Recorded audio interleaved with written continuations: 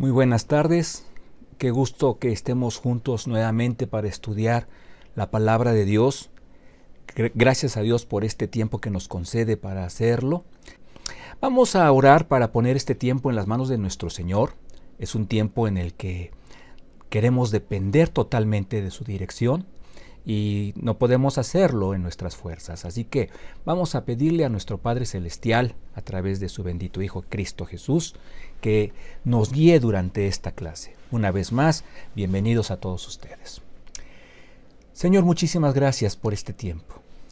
Gracias, Padre, porque es un tiempo que destinamos para unirnos en tu nombre y estudiar juntos tu palabra. No podemos ni queremos intentarlo siquiera, hacerlo en nuestras fuerzas, Señor.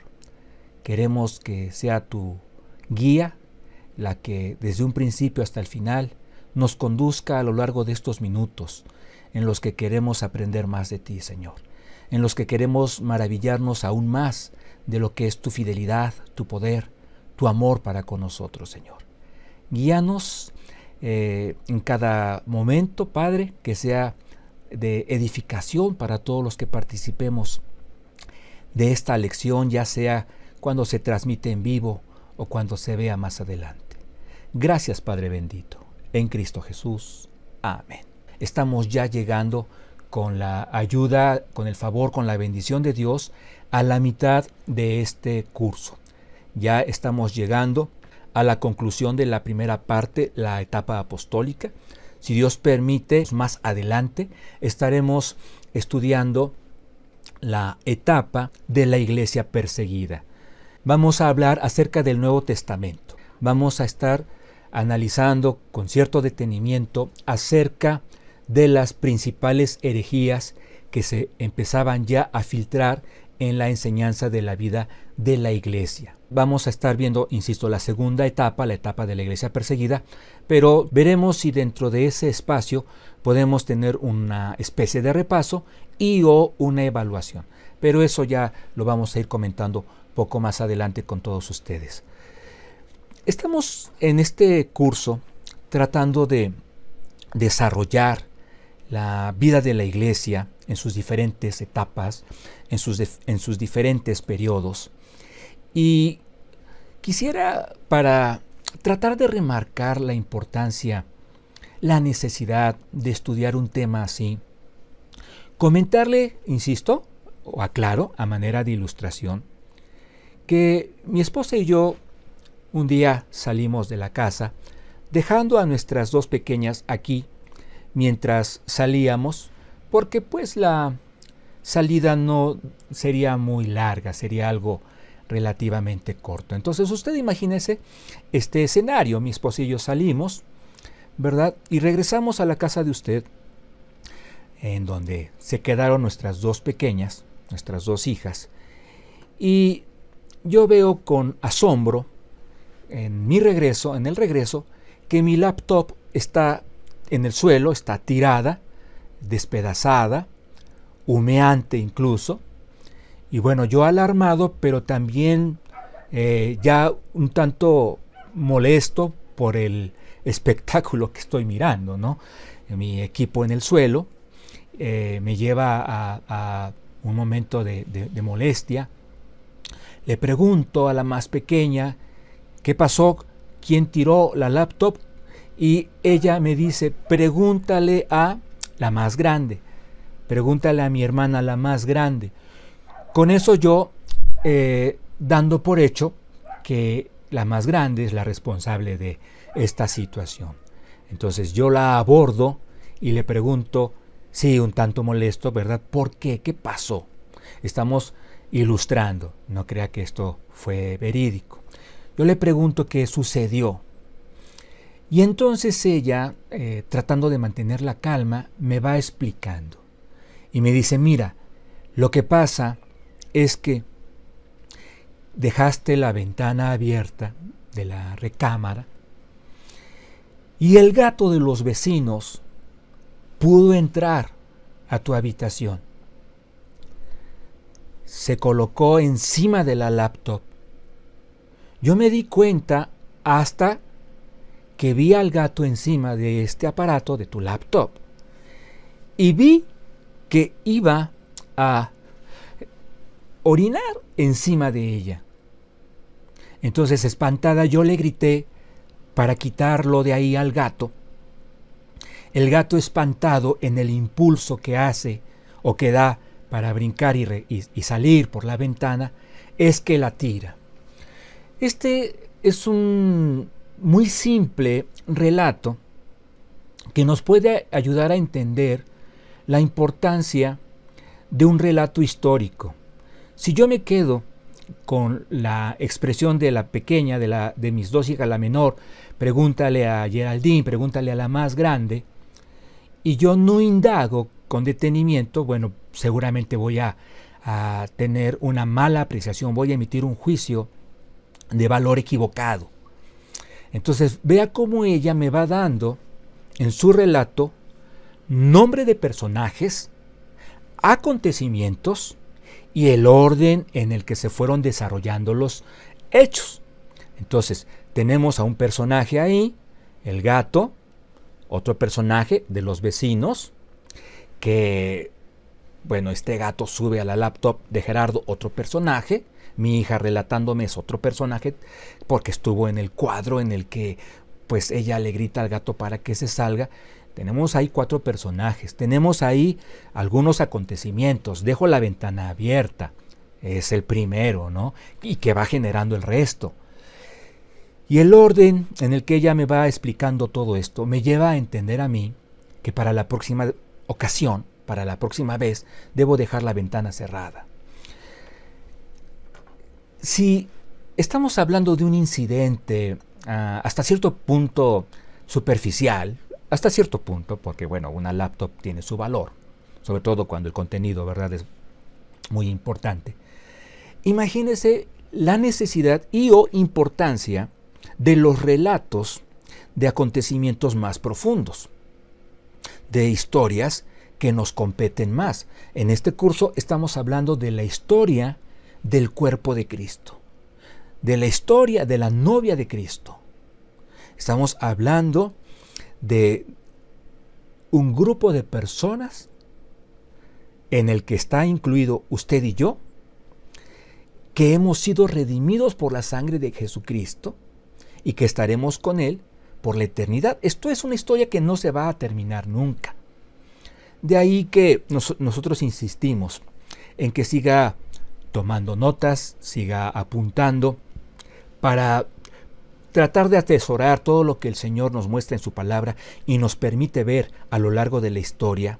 ¿Y qué es lo que podemos presenciar en todos estos factores? Su amor por nosotros, su fidelidad para con su iglesia, su poder sustentándola y sacándola adelante de pruebas que ha enfrentado desde sus inicios.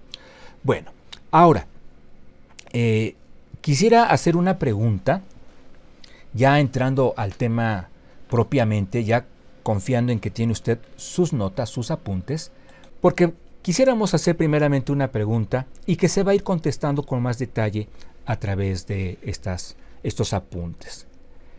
La pregunta es, ¿a partir de cuándo se escribe el Nuevo Testamento? Si le digo yo a usted que es a partir del año 50 de nuestra era, estamos tomando como referencia el Evangelio según San Mateo, que empieza a escribirse alrededor de ese año, del año 50. Si yo le pregunto a usted, o le digo y a la vez le pregunto, si yo le digo que el Nuevo Testamento se empieza a escribir en el año 50 y ahora le pregunto, ¿en qué periodo de la iglesia se da esto? Usted ya puede contestarlo si ha estado presente en nuestras clases. ¿En qué periodo de la iglesia? ¿En qué etapa? Es fácil decirlo, estamos hablando de la etapa apostólica. Apenas la concluimos hace una semana. Pero dentro de la etapa apostólica, si usted recuerda, hemos desarrollado 4 periodos principales. ¿A partir de qué periodo estamos hablando de que empieza a escribirse el Nuevo Testamento? Y este es un hecho o un dato de suma importancia porque, como tratamos de ilustrarlo con el ejemplo de hace unos momentos, el contexto nos puede decir mucho, o de entrada dice mucho el contexto. ¿A partir de qué periodo estamos hablando de que se inicia la escritura de la revelación de Jesucristo para con sus apóstoles, para con su iglesia? ¿A partir de qué momento? Si estamos hablando del año 50, es fácil ubicar que es a partir, una vez concluido el concilio de Jerusalén, es a partir de ese momento que empieza a escribirse, posterior al asentamiento de todo aquello que se acuerda y se asume o se acepta en el concilio de Jerusalén. Ahora sí, vamos a las notas. El Nuevo Testamento no fue escrito en un solo momento. El proceso fue largo. Duró aproximadamente 50 años.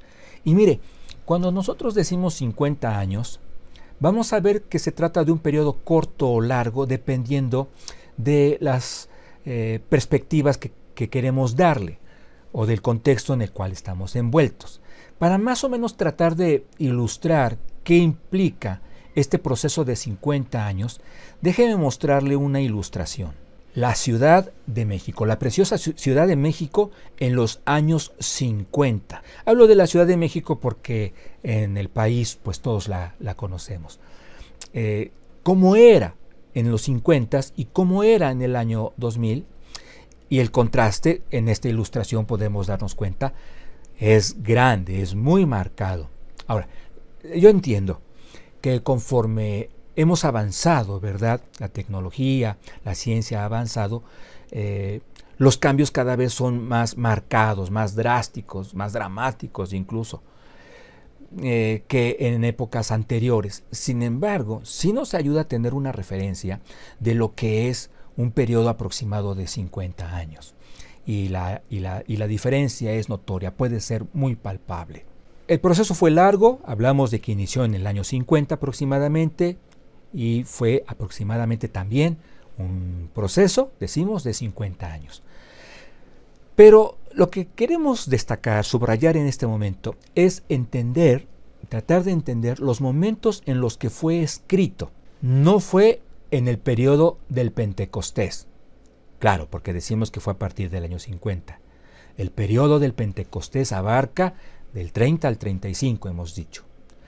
Pero, fíjese, en la lógica humana, ¿quién no estaría de acuerdo que el Nuevo Testamento se escribiera en un momento de bonanza para la iglesia?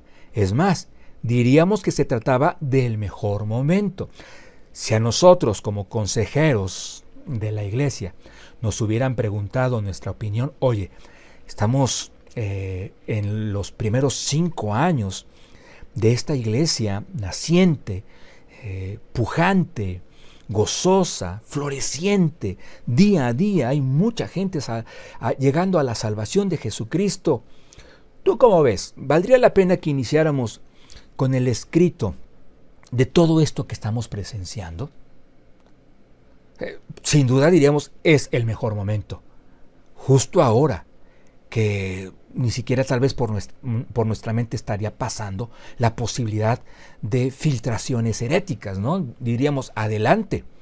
Es más, convoquemos de inmediato a los apóstoles y antes de que se les olvide, todo en una esfera humana obviamente, antes de que se les olviden aquellas cosas que vieron y escucharon, vayan plasmándolas por escrito para precisar justamente el relato, los acontecimientos.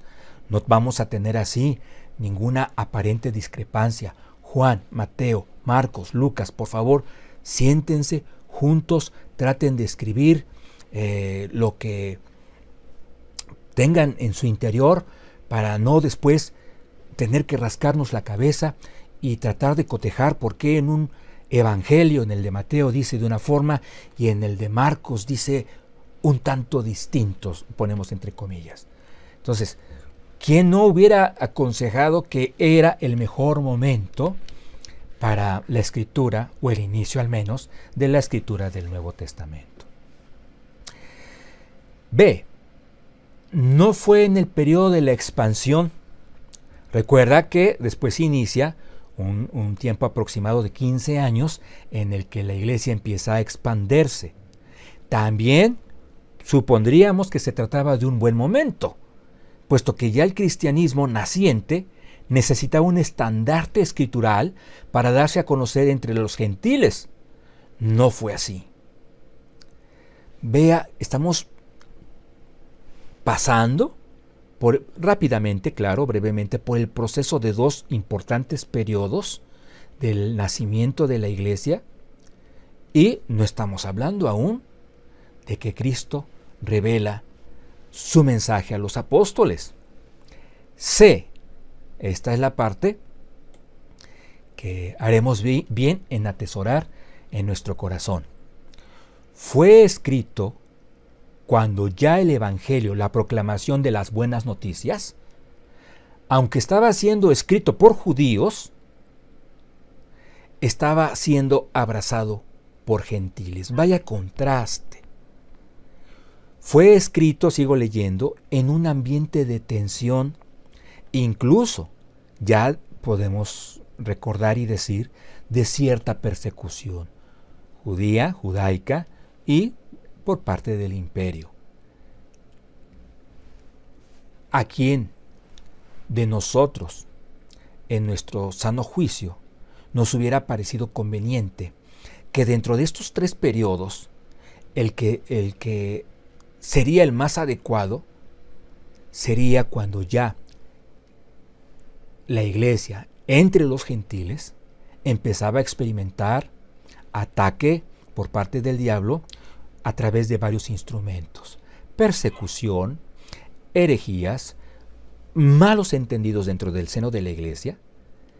Sin embargo, Dios nos muestra una vez más que nuestros pensamientos no son sus pensamientos, que nuestros planes no son los suyos, que Él en su sabiduría perfecta entiende, ubica perfectamente cuál es el momento adecuado.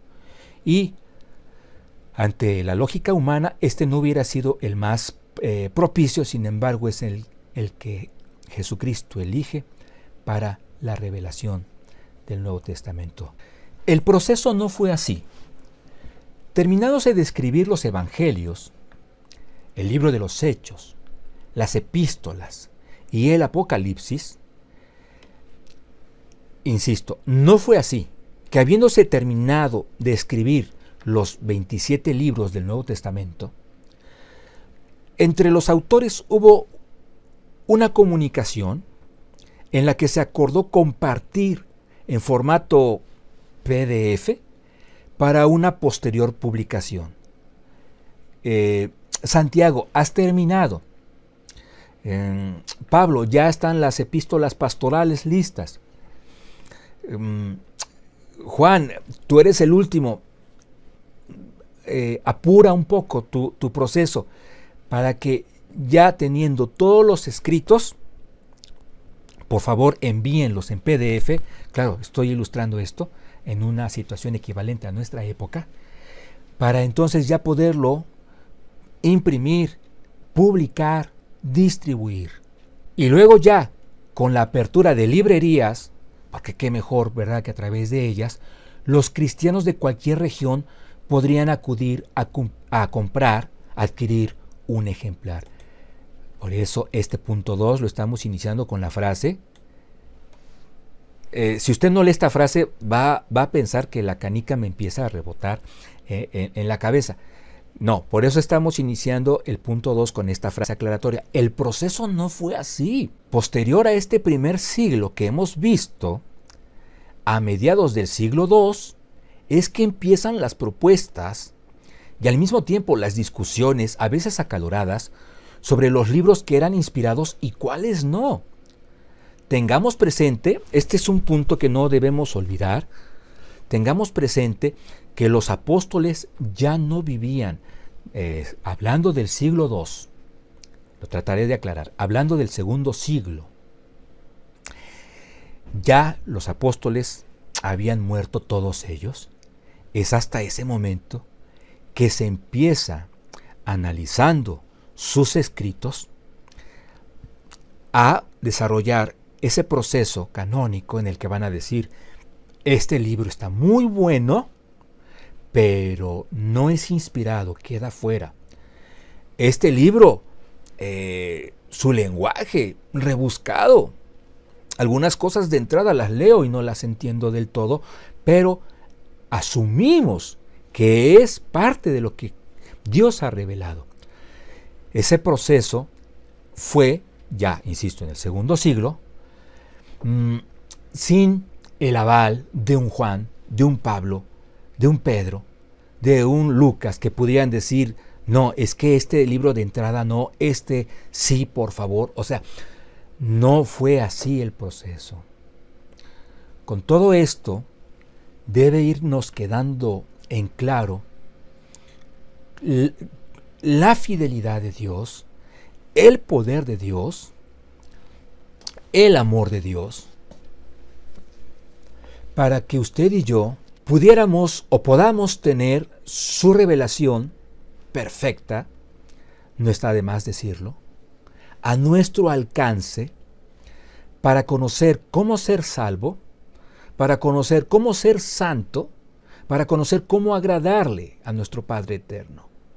Su poder, su fidelidad, su amor, inmersos plenamente en este proceso en el que humanamente no hubiera sido posible plasmar cada una de las palabras que Él quiso que quedaran plasmadas para el sustento, la edificación de su iglesia. Pero es hasta el inicio del siglo III que podemos hablar del apoyo escritural en los 27 libros que hoy vemos en nuestras Biblias. Fíjese hasta qué momento, estamos hablando ya del tercer siglo. Es cierto que hoy esté yo haciendo referencia al siglo II y al siglo III es adelantarme un poco, pero es que es así. El Nuevo Testamento se empieza a escribir en el primer siglo. En el segundo siglo se empieza a debatir sobre su canonicidad, o sea, qué libros deben conformarle al Nuevo Testamento, cuáles no. Y es hasta el tercer siglo lo que vamos a leer, que podemos hablar del apoyo escritural en los 27 libros que hoy vemos en nuestras Biblias. Es hasta entonces que podemos hablar que ya había una difusión plena en la iglesia hasta el tercer siglo. Mientras era difícil que los efesios pudieran ser edificados con palabras como todo lo puedo en Cristo que me fortalece, pues son palabras en Filipenses capítulo 4. Era difícil, a la vez, inversamente, era difícil a los filipenses ser edificados, no digo que imposible, pero hasta antes de este tiempo, era difícil a los filipenses ser edificados con las instrucciones, por ejemplo, de la armadura de Dios que vienen descritas en Efesios capítulo 6. Hoy usted y yo, ¿verdad? Y si el pastor, el predicador en turno tiene a bien enviarnos, en el sentido figurado de la palabra, enviarnos de Marcos a Apocalipsis, y luego nos regresa a Corintios, y luego nos adelantamos un poquito a los tesalonicenses, nosotros podemos hacer ese brinco, en el buen sentido de la palabra, entre comillas, a través de la Escritura, en cuestión de instantes, en cuestión de unos cuantos momentos.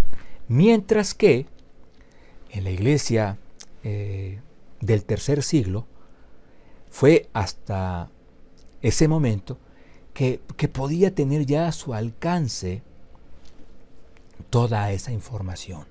Antes era difícil, no decimos que era imposible, había una conexión, una comunicación entre los apóstoles, pero tardada, se dilataba en fluir esa información. Vamos leyendo, dice, ahora, ¿esto qué evidencia? Pues lo que hemos dicho, la fidelidad de Dios en la preservación de su palabra, la fidelidad de Dios en el cuidado espiritual de su iglesia, en el cuidado espiritual de usted y el mío. A su nombre le damos honra, le damos gloria. Vamos al punto número 4. ¿Cómo entiende la iglesia? Estamos hablando de aquel entonces, ¿verdad? Que la revelación del Nuevo Testamento llega un momento en el que termina o que va a concluir. Esta pregunta es vital Pues la comprensión de la conclusión de la revelación bíblica, su aceptación o su rechazo, es un factor fundamental para poder distinguir al cristianismo verdadero del que no lo es. Estamos diciendo algo muy rápido, pero trascendente, de ahí que tenemos que repetirlo con más calma. ¿Cómo entiende la Iglesia que la revelación del Nuevo Testamento llega a un momento en el que termina? Estamos hablando de cómo es que la Iglesia de aquel entonces dice, con Apocalipsis, capítulo 22, concluye la revelación escritural de Dios para el hombre, para la Iglesia. Cómo es que la Iglesia lo asume. Y decimos que se trata de una pregunta vital, pues comprenderlo de una forma o de otra, aceptar o rechazar esto, es decir, si yo acepto que la Biblia está terminada aquí en Apocalipsis 22, obviamente es una postura muy diferente a aquella persona, a aquel grupo religioso que tiene esto abierto. Por eso digo que es de vital importancia comprender esto. Si yo considero que está concluido, es un factor fundamental para distinguirme del que piensa que está abierto el proceso. Podemos distinguir de entrada ya al cristianismo verdadero cuando comprende que ha concluido la revelación bíblica, del cristianismo que no lo es, vamos a decirlo con todas sus palabras, del cristianismo falso. Aquel que piensa, considera, asume que todavía hay plumas disponibles a seguir añadiendo revelación. Lo vamos a explicar un poco más adelante, con más detalle, pero es momento de remitirnos nuevamente a Efesios capítulo 2, el versículo 20. Lea conmigo, por favor. Edificados sobre el fundamento de los apóstoles y profetas, siendo la principal piedra del ángulo Jesucristo mismo. Cuando la Biblia dice el fundamento de los apóstoles y profetas, no dice que el fundamento sea la persona, sean las personas, sino lo que procede, el mensaje que procede de ellos. Completamente distinto decir que el fundamento es el profeta mismo, el apóstol mismo, a establecer, con el respaldo de la Biblia, que el fundamento proviene de ellos, claro, de Dios, a través de ellos, el mensaje a través de ellos. ¿Qué es lo que procede de los profetas y de los apóstoles? ¿Qué procede? ¿Qué procedió? ¿Qué procedía? Un mensaje. ¿Cuál es el mensaje? Cristo mismo. Leamos el pasaje teniendo en cuenta esto. El fundamento de ellos, que procede de ellos, es un mensaje, Jesucristo mismo. Edificados sobre el fundamento de los apóstoles y profetas, edificados sobre el mensaje de apóstoles y profetas. ¿En qué consiste el mensaje? Que Jesucristo es la piedra angular, la principal piedra de esta edificación que conocemos como iglesia. Los profetas, hablando de Cristo, anunciándolo a Cristo, mirando hacia el futuro. Los apóstoles, anunciándolo a Cristo, como un hecho cumplido. Esto queda más que evidente con estas citas que vamos a consultar. Son 4. Salmos, capítulo 118, el versículo 22. Dice, la piedra que desecharon los edificadores ha venido a ser cabeza del ángulo. Estamos hablando del Antiguo Testamento, anunciando a Cristo el rechazo que recibiría de su pueblo, pero ante este rechazo, su salvación, la de Cristo, llegaría a los gentiles y tendríamos a la iglesia. La piedra que desecharon los edificadores ha venido a ser cabeza del ángulo. Y tenemos otra cita que es Isaías 28, 16. ¿Qué dice la palabra de Dios aquí? Estamos hablando ya del profeta Isaías. Dice, por tanto, Jehová el Señor dice así: he aquí que yo he puesto en Sión por fundamento una piedra aprobada, angular, preciosa, de cimiento estable.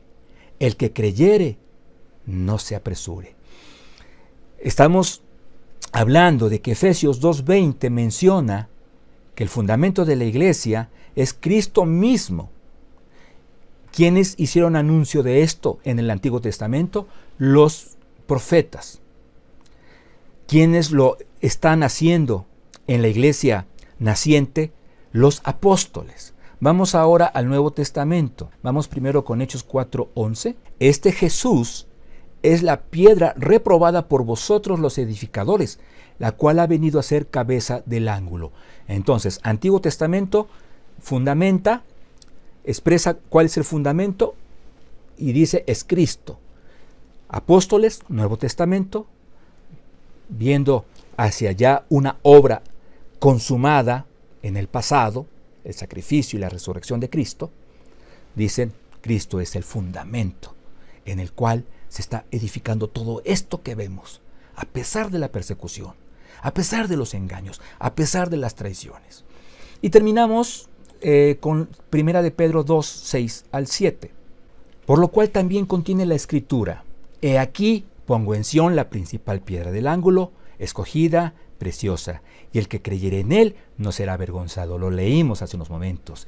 Y dice en el versículo 7 el apóstol: para vosotros pues los que creéis, él es precioso, pero para los que no creen, y remite otra vez el Antiguo Testamento, la piedra que los edificadores desecharon ha venido a ser la cabeza del ángulo. ¿Qué fue primero, el huevo o la gallina? Haciendo alusión al dilema que podemos tener en mente si no asentamos lo que la palabra de Dios nos muestra.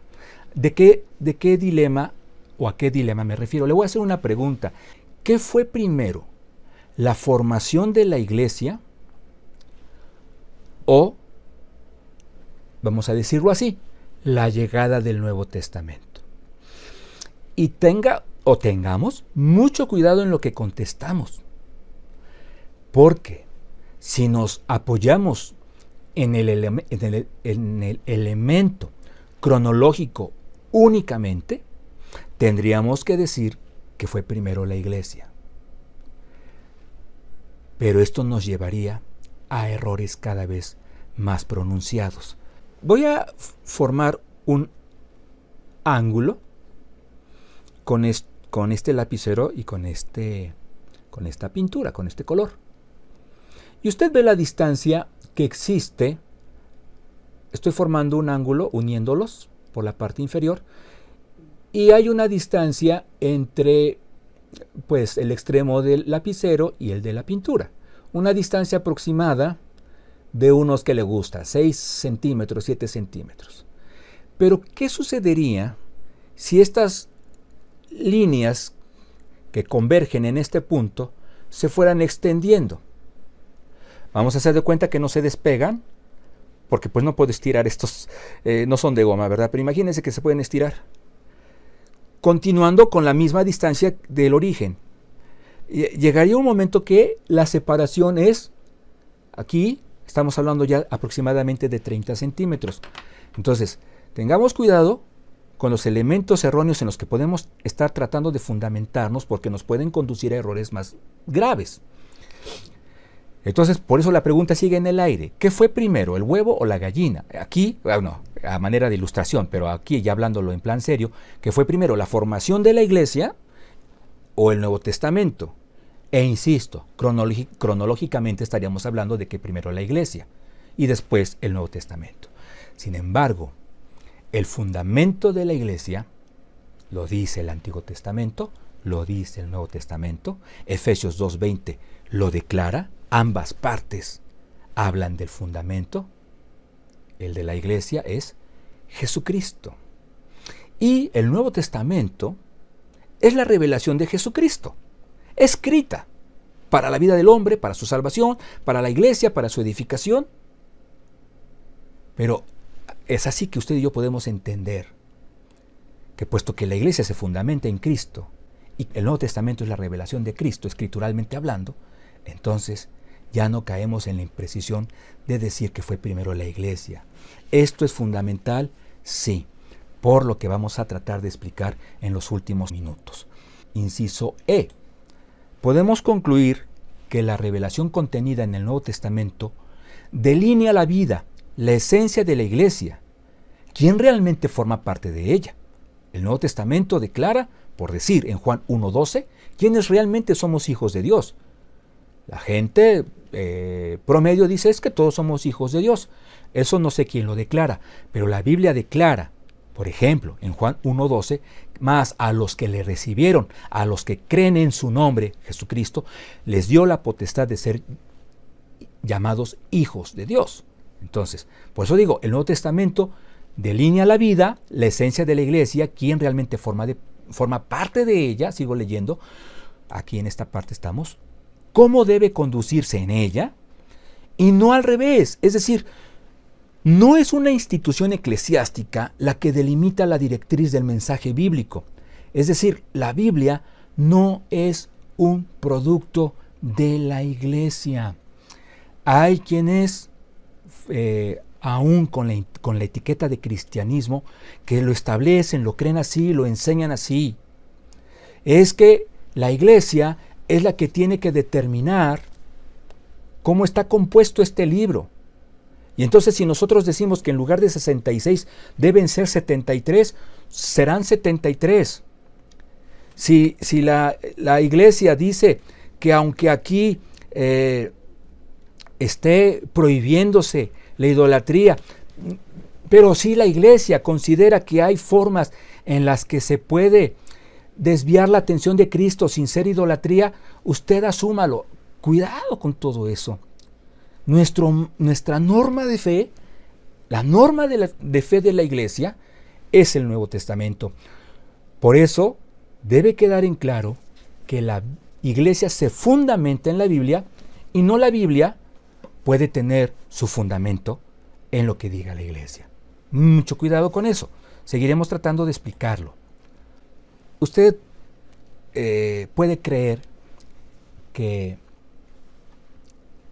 en mi grupo amplio de seres amados, de seres queridos, hay mucha gente católica. Mucha familia de su servidor profesa la fe católica. Muchos amigos, muchos conocidos, ¿verdad? Estudiamos en instituciones católicas. Tengo a muchos conocidos, a muchos amigos, ¿verdad?, que profesan la fe católica.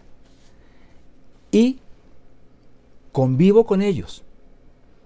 Y sumaría, o sumo, convivo con amor, con respeto, con alegría muchas veces con ellos. Cuando hay diferencias, son porque, pues a lo mejor, mi coche estorbó al de mi primo, o el coche de mi primo estorbó mi coche, pero no más de ello. Subrayamos esto porque en lo que resta de este curso vamos a estar hablando también ya en el siguiente curso de cómo operó el Imperio Romano en contra de la Iglesia. Subrayo todo esto para que no se considere que la posición en la que estamos acá es cómoda y en la que estamos entonces juzgando, estableciendo juicios de valor. Somos responsables de decir, de declarar qué es lo que la Biblia enseña, y siempre, creo es posible, lo vamos a estar haciendo con amor y con respeto. Espero que me crea para lo que vamos a mencionar más adelante, incluso desde este momento. Vamos a leer lo que dice el Catecismo de la Iglesia Católica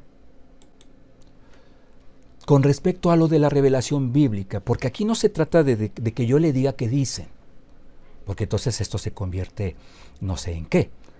Aquí es importante fundamentar cada cosa que estamos tratando de explicarle a la iglesia. Mire, para el que quiera consultarlo, voy a ampliar por un momento la imagen. Se trata de la primera parte de la profesión de la fe, el capítulo 2, artículo 1, el tercer punto. Para quien quiera consultarlo de manera directa, y ver que no hemos omitido o incluido de manera caprichosa algo. La economía cristiana, voy a leerlo, la economía cristiana como alianza nueva y definitiva nunca pasará, ni hay que esperar otra revelación pública antes de la gloriosa manifestación de nuestro Señor Jesucristo. Vea qué frase llama la atención. No hay que esperar otra revelación pública antes de la gloriosa manifestación de nuestro Señor Jesucristo. Sin embargo, aunque la revelación esté acabada, no está completamente explicitada. Corresponderá a la fe cristiana comprender gradualmente todo su contenido en el transcurso de los siglos. O sea, aquí ya se está abriendo pie o se está dando pie para la intervención, ellos mencionan, del magisterio de la Iglesia. 67. A lo largo de los siglos ha habido revelaciones llamadas privadas. Ubica, por ejemplo, Fátima, algunas de las cuales han sido reconocidas por la autoridad de la Iglesia. Estas, sin embargo, no pertenecen al depósito de la fe. Ponga usted mucha atención en esta expresión. No pertenecen al depósito de la fe. Esto es, que si usted, siendo católico, asumiera en su corazón no creer, tener sus dudas al menos, de lo que sucedió en Fátima o de lo que sucedió en el Tepeyac, usted no está apostatando de la fe católica. Aquí está avalándose lo que yo estoy mencionándole a usted. Para que usted sea excomulgado, necesita violar cualquiera de los 7 elementos que están prescritos en el seno de la fe católica. Pero estamos hablando de situaciones extremas como, por ejemplo, el querer atacar al pontífice. Pero vea, aquí ellos mismos están mostrando por escrito que no se trata de algo, una visión que sea o que pertenezca al depósito de la fe. Sigo leyendo. Su función, o sea, todo eso que se relata que ha pasado, no es la de mejorar o complementar la revelación definitiva de Cristo, sino la de ayudar a vivirla más plenamente en una cierta época de la historia. Pero volvemos al punto. Guiado por el magisterio de la Iglesia, el sentir de los fieles, sensus fidelium, sabe discernir y acoger lo que en estas revelaciones constituye una llamada auténtica de Cristo o de sus santos a la Iglesia. En otras palabras, la Iglesia tiene la última palabra. Entonces, aquí, de repente leyendo esto, y lo digo con todo respeto, pero para tratar de ilustrarlo, parece como aquel personaje de la televisión, ¿verdad? Que le preguntaban, ¿estás de acuerdo con esto? Y decía, no. Pero entonces esto y aquello, y decía, sí, no pudiendo nosotros ubicar realmente cuál es la aseveración en la que debemos descansar. Ahora, hablemos de la institución autonombrada Testigos de Jehová. Ellos tienen un cuerpo gobernante que se establece, lea esto con calma, porque es fundamental, se establece como una estructura equivalente a la del periodo apostólico, con todo lo que eso implica. ¿Y qué es lo que implica? Los apóstoles fueron receptores de la revelación por parte de Dios. Entonces, hay que leer con cuidado para tratar de entender la magnitud de esta expresión. Se establece, el cuerpo gobernante tiene una estructura muy compleja, pero dentro de esa estructura hay una parte que funciona como la función que desempeñaron los apóstoles. Esto cuando quedó asentado un siglo después de la fundación de la organización. Estamos hablando del 1 de octubre de 1971. Si no mal recuerdo, esto de los ruselistas inicia en 1873 aproximadamente. ¿Cuáles son las fuentes? El anuario que se imprimió en el 77 está asentado en las páginas 258 y 259. En la revista Atalaya del 1 de agosto del 1987, la página 11. Los testigos, ¿verdad?, proclamadores del reino de Dios, se trata de un libro publicado, distribuido en el 93, en sus páginas 234 o 235, por mencionar algunas fuentes que establecen, sí, Nosotros tenemos un cuerpo gobernante dentro de los cuales o dentro del cual se encuentra un grupo de personas selectas y muy selectas que nos van a decir todo aquello que Dios nos quiera mostrar en adición a lo ya revelado. Y concluimos, estamos hablando de los tres movimientos más religiosos más representativos, ¿verdad? La Iglesia de Jesucristo de los Santos de los Últimos Días, la iglesia que comúnmente se le conoce como la Iglesia Mormona. En sus artículos de fe, vamos a leer 2, dicen lo siguiente: en la Iglesia del Señor, los integrantes de la primera presidencia y del consejo de los 12 son profetas, videntes y reveladores para la iglesia y para el mundo. ¿Quiere que lo vuelva a leer? Dice, en la Iglesia del Señor, los integrantes de la primera presidencia y del consejo de los 12 son profetas, con sus implicaciones, videntes, por si le quedaba duda, y reveladores, más disipada la duda de cómo lo comprenden ellos, para la iglesia y para el mundo. El presidente de la iglesia es la única persona entre todos ellos autorizada por el Señor para recibir revelaciones para toda la iglesia. O sea, siempre hay alguien más arriba de los demás, ¿no? Dice, sin embargo, toda persona puede recibir revelación personal para su propio beneficio. Y concluimos con esta afirmación dentro de sus artículos de fe. De hecho, cuando dice ADF, significa artículo de fe. José Smith vio al Padre y al Hijo. Creemos, pues, todo lo que Dios ha revelado y aún revelará. Entonces, no es en balde que estamos tratando de explicar en esta clase que de entrada, para lo que resta del curso, debemos entender. La revelación concluye en la etapa apostólica, cuando concluye la etapa apostólica, siendo más precisos, y veámoslo así. Jesucristo, Dios, no deja de revelar su palabra porque muere Juan, el último de los apóstoles, ¿y qué hacemos? Pues ya murió el último de ellos. No, termina la revelación y entonces sí, casi como si se le diera permiso, ¿verdad? Dicho con cariño y respeto, Juan, puedes morir en Cristo, gozosamente. Bien, de esta manera estamos concluyendo con la clase. Nos faltó un poquito. Lo que nos faltó ver son los parámetros que se consideran o que se consideraron para el canon del Nuevo Testamento. Los elementos en los que se apoyaron para decir este libro entra, este libro no. Lo podemos ver y lo debemos ver, creo que con calma, pero teníamos que terminar con esta idea. El Nuevo Testamento se escribe en un periodo de 50 años, en un ambiente vertiginoso, pero que todo eso permite que quede evidente la fidelidad de Dios.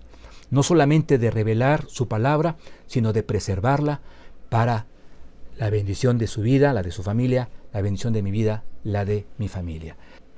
Vamos a concluir con una oración dándole gracias a Dios. Señor, muchísimas gracias por este tiempo que podemos concluir gracias a ti. Queremos, Padre bendito, que esta enseñanza sea de edificación para quien esté en contacto con ella. Tú guíanos cada vez que estemos escuchando lo que aquí se dice, por si es que se ha de ver más adelante, se ha de repasar. Y Señor, que nunca dejemos de depender de ti. Que nuestra mente esté claro, perfectamente claro, que sin ti no podemos hacer nada. Y este estudio, Señor, ha llegado a su primera parte gracias a ti y encomendamos desde ya la segunda parte de este estudio, que es para tu honra y tu gloria. En Cristo Jesús. Amén.